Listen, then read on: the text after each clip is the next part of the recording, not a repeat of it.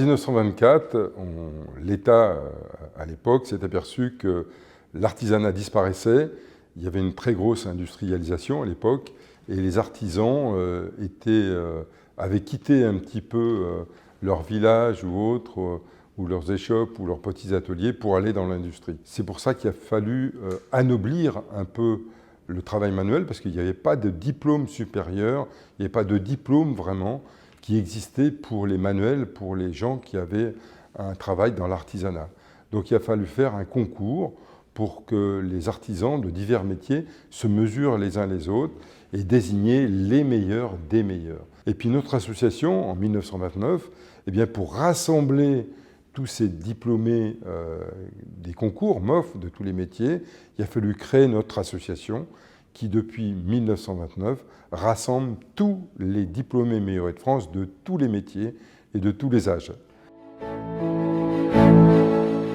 À l'époque, il y avait quelques dizaines de métiers. Au plus haut des concours MOF, il y a eu presque plus de 200 métiers qui étaient en concours. Et au 26e concours, je crois qu'il y en avait 120 à peu près. Je pense qu'à l'avenir, il faut voir les nouveaux métiers, ou les métiers qui ont changé, qui se sont beaucoup modernisés.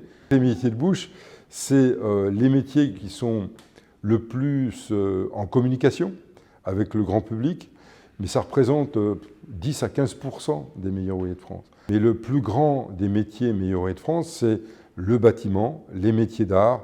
C'est là où il y a le plus de candidats et le plus de métiers différents.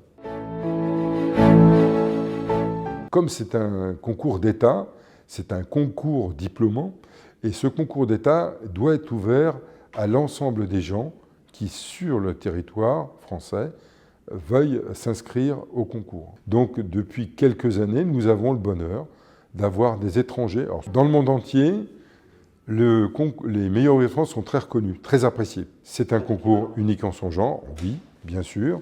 C'est un concours qui a eu la particularité de trier, de sélectionner les gens, et de sélectionner les gens surtout par leur savoir technique et professionnel. Donc vous savez, une fois que vous êtes diplômé, que vous avez le cordon bleu, blanc, rouge avec la médaille meilleur ouvrier de France, vous êtes, quelque métier que ce soit, vous êtes regardé, vous êtes pris en exemple, aussi bien pour les jeunes que pour les autres. Vous êtes une référence professionnelle.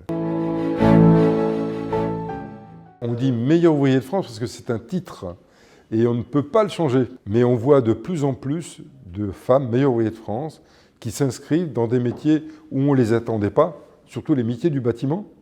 Ça, c'est en cuisine, on a quelques-unes aussi. On a de plus en plus de jeunes chefs qui participent au concours.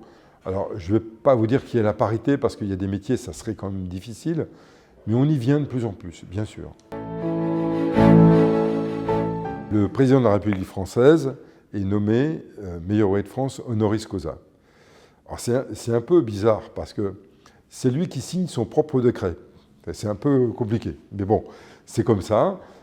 Pourquoi ? Parce que je pense que le plus haut personnage de l'État doit avoir l'œil sur justement les métiers manuels, sur l'artisanat français. Et voilà, c'est un vivier important pour l'avenir de notre pays. Et c'est pour ça que le président de la République est d'office honoris causa meilleur ouvrier de France.